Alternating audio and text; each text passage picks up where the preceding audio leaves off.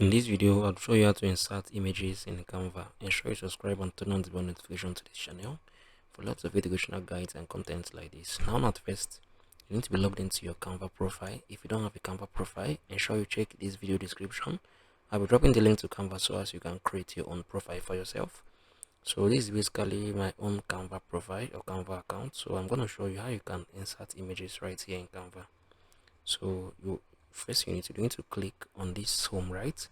Then you need to click on this doc, wait for it to upload, just give it a few seconds. It will load up right here.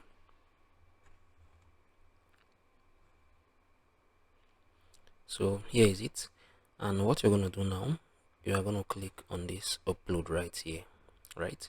So you can see it upload an image or a video, drag media here to upload or connect account.